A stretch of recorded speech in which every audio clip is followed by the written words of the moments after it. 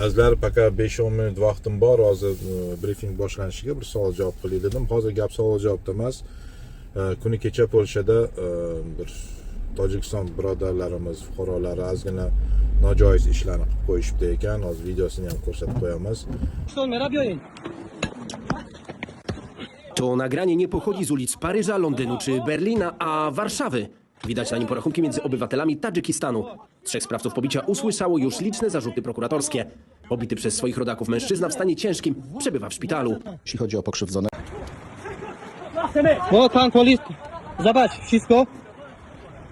Вот, i na niego knie, terroristów robimy, Rus robimy, terroryst, polis, вот, co zrobili, вот, na samochód, co zrobili oni wszystko jest, terrorysty z Tadżykistanu przyjechali, вот один из них, i na terrorystów, ja hamasz, dochod, Tadżykistan mera biorę.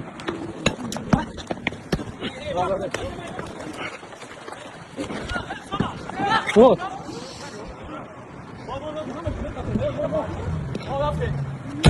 О.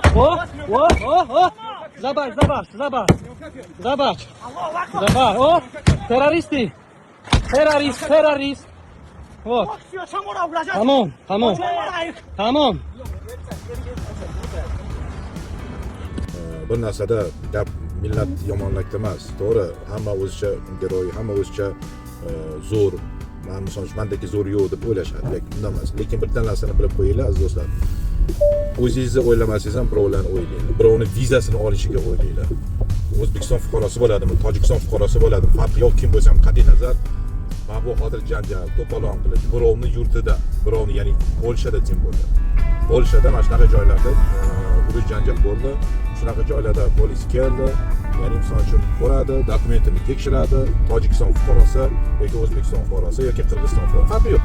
Millat yomon bo'lmaydi. Odamzodda o'zi yomon bo'lishi mumkin. Shuning uchun aziz do'stlar, bir narsada biz keldik, musofirdamiz. Biz misol uchun ishlagani kelyapmiz. 1-2 so'm bo'lsin deb kelyapmiz. Lekin o'zimizni ko'rsatgan emas. O'zingizni ko'rsatgan uchun borib yurtingizda ko'rsatsangiz bo'ladi. Tushunasizlarmi? Biznikida emas-da bu narsa.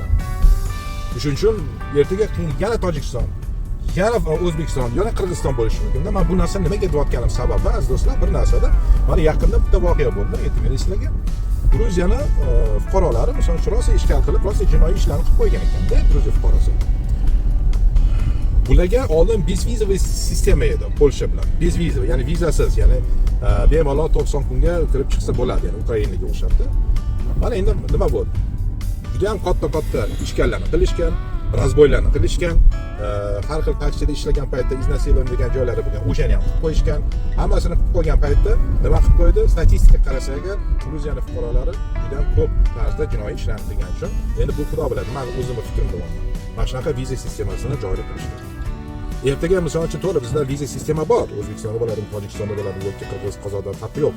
Bu narsa bor, lekin viza boru, lekin ko'p отказ berishi nima sababdan deb o'ylaysan? Mana misol uchun elchixonada biz ertaga taksi qilib ishlasak Polshada, yoki Latviyada, keyin mana bunaqa joylarda ishkal qilsak, bir-birimizni Rossiyada ko'ryapsizlar, o'zbek bilan tojiklar yoki tojik bilan qirg'izlar, mana shunaqa tarzda misol uchun ishkal joylar ko'paysa, kimga ko'ziga yaxshi ko'rinadi?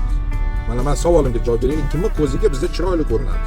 Kimga ko'ziga bizning o'zimizni misol uchun madaniyatimizni ko'rsatamiz? Bizning ko'zimizga yomon ko'rinadi bularga. Bular jinoyatchi deyishadi. Bular ishkalchi deyishadi. Aziz do'stlar, men nimaga ko'raman, achina faqat O'zbekiston bo'lmasin, faqat Tojikiston bo'lmasin deb o'ylayman-da. Endi to'g'ri, biz tinch yuramiz, xudoga shu Polshada bunaqa joyimiz yoki ishkal joylarimiz yo'q. Endi mana kechagi voqeani, bu videosini ko'ryapsizlar. Bu narsani prosta nima deydi? Bizani qo'shnimiz, birodarimiz nima bo'lsa ham bularga biz viza qilamiz. Ertaga attaz bo'lib qolsa, biror ko'rishmasin, biz aybdor bo'lib chiqamiz-da. Biz aybdor bo'lib chiqamiz. Sen vizani qilib bermading, ana отказ oldim. Bu boshqa tarafi yo'q bo'ladi. Boshqa tarafi hech qachon o'ylamaydi bu narsani, to'xta. Balkim boshqa tarafi ham bordi degan joylari bo'ladi. Bu narsani o'ylamaydi bular. Shu narsani prosta aziz do'stlar, mana kim eshitgan bo'lsa, ko'rgan bo'lsa, boraylik, ishlaylik, qora qozon qaynatsin. Chiroyli qilib ishlab, 1-2 so'mlik qilib qaytaylik yurtimizga. Aziz do'stlar, mana prosta aqllilik qilib deb o'ylamaylik. Men prosta bir achinib gapirganimda, do'st achinib gapiradi, shunga o'xshab achinib gapiryapman. Nima desam ekan? Endi mayli, gapirsa gap ko'p. Hozir ortiqcha gapirsam kimgadir yoqadi, kimgadir yoqmaydi do'stlar. salomat bo'linglar, o'zinglarni ehtiyot qilinglar. Boshqa yurtda bo'lganda, misol uchun Polshada bo'lamizmi, Latviyada bo'lamiz, Slovakiya, ularni qonuni bo'yicha ishlaylik. Ularni qonuni bo'yicha yuraylik. Bizani o'zimizni O'zbekistonda afg'on qilishlari yoki so'kishlari yoki oynadan borib turishlari yoki siqishlari bu yoqda o'tmaydi, azizlar. Bu yoqda kamera mingta bo'lmasa ham, misol uchun, bizani prosta millatchiligimizga to'g'ri kelmaydi. Ertaga yana o'zbek, yana tojik, yana qirg'iz, yana qozoq deb qo'li bilan ko'rsatmasin deb gapiryapman. Salomat bo'ling.